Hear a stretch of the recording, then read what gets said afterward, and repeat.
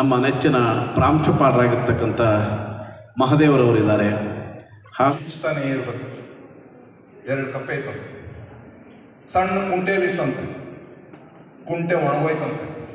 ಜೀವನ ಮಾಡೋದು ಹೆಂಗೆ ಎಗರ್ಕೊಂಡು ಆಚೆ ಬಂದು ರಸ್ತೆಯಲ್ಲಿ ಹೋಗ್ತಾ ಇದ್ದಾವೆ ಹುಡ್ಕೊಂಡು ಎಲ್ಲಿ ಜೀವನ ಮಾಡೋಣ, ಅಲ್ಲಿ ಒಣಗೋಯ್ತು, ಎಲ್ಲಿ ಜೀವನ ಮಾಡೋಣ ಒಣಗೋಯ್ತು.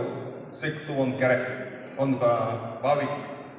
ಆ ಬಾವಿಲಿ ಒಂದು ಎಗರು ನೋಡ್ತಂತೆ, ಒಳಗೆ ನೋಡ್ತು ತೀರಾ ಆಳ, ಆದರೆ ಫ್ರೆಶ್ ವಾಟರ್ ಇದೆ, ಎಲ್ಲ ಬಳ್ಳಿಗಳು ತೂಗ್ತಾ ಇದ್ದಾವೆ, ಒಳಗೆಲ್ಲ ಕ್ರಿಮಿಕೀಟಗಳಿದ್ದಾವೆ. ಹೇಳ್ತಂತೆ ಇನ್ನೊಂದಕ್ಕೆ, ಎಷ್ಟು ಚೆನ್ನಾಗೈತೆ ನೋಡು, ದುಂಪು ಮಾಡೋಣ, ಚೆನ್ನಾಗಿ ಇಲ್ಲಿ ಜೀವನ ಮಾಡ್ಕೋಬೋದು. 2ನೇ ಕಪ್ಪೆ ಹೇಳ್ತಂತೆ, ಬೇಡ ಮುಂದಕ್ಕೆ ಹೋಗೋಣ. ಇಷ್ಟು ಚೆನ್ನಾಗಿದೆ ಬಿಟ್ಟು ಹೋಗ್ತಿದ್ಯಾ, ಇಷ್ಟು ಚೆನ್ನಾಗಿದೆ ಬಿಟ್ಟು ಹೋಗ್ತೀನಿ, ನಿನ್ಗೇನು ಬುದ್ಧಿ ಇಲ್ವಾ ಅಂತ. ನಾನು ಬುದ್ಧಿ ಇರೋದಕ್ಕೆ ಹೇಳ್ತಿರೋ ಮುಂದಕ್ಕೆ ಹೋಗೋಣ ಬಾ ಅಂತಂತೆ. ಯಾಕೆ ಹೇಳು ಆಮೇಲೆ ಬರ್ತೀನಿ.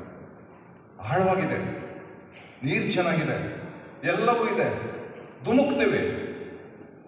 ಒಂದಿನ ಒಣಗೋಯ್ತು ಕೆರೆ, ಒಂದಿನ ಬಾವಿ ಒಣಗೋಯ್ತು, ಹೆಂಗೆ ಆಚೆ ಬರೋದು? ಕುಂಟೆ ಏನಾದರೆ ಚಂಪಕೊಂಡು ಆಚೆ ಬಂದ್ಬಿಟ್ವಿ. ಇದ್ರೊಳಗೆ ಹೇಳಿದ್ರೆ ಆಚೆ ಬರೋದು ಹೆಂಗೆ? ಈಗ ಚೆನ್ನಾಗಿದೆ ಅಂತ ತಿಳಿಯೋದಲ್ಲಪ್ಪ, ಬೇಡವಾ ಮುಂದಕ್ಕೆ ಹೋಗೋಣ. 16ನೇ ವಯಸ್ಸಿನಲ್ಲಿದ್ದೀರಿ.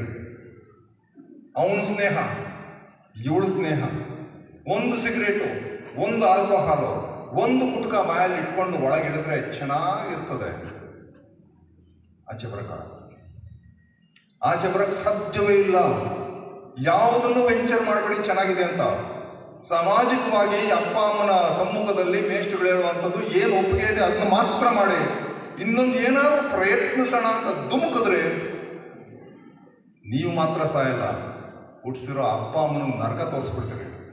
ಸೊ ಯಾವ ಇತಿಮಿತಿಲಿರ್ಬೇಕೋ, ಯಾವ ಒಂದು ಕಲ್ಚರಲ್ ರಿಲಿಜಿಯಸ್ ಬೈಂಡಿಂಗಲ್ಲಿರ್ಬೇಕೋ ಅದರಲ್ಲಿರಿ. ಅದು ಬಿಟ್ಟು ಬೇರೆ ಏನೋ ಚೆನ್ನಾಗಿದೆ ಅಂತ ಮಾಡೋಕ್ಕೆ ಹೋದರೆ it's very very difficult to come out.